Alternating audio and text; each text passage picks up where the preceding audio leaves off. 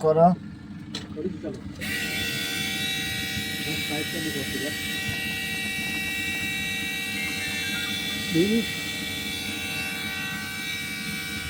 ভালো করে দেখবি লক্ষ করে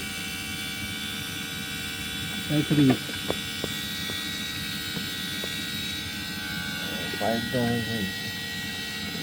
ওই সাইডে সাইডে পড়ছে চারো সাইড হচ্ছে না হ্যাঁ এমসিল লাগালে হলে হতে পারে এমসিল লাগালে হবে না পাইপ পাইপই চেঞ্জ করতে হবে চল সব বললে পারবো না আপনি মতো খুললে খুললো যাও এখান থেকে ঢেলে গেছি দেখ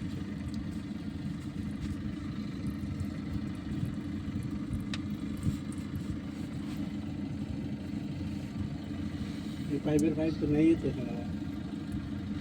পাইপ তো আছে কন্টেনারে পাইপ কন্টেনার আছে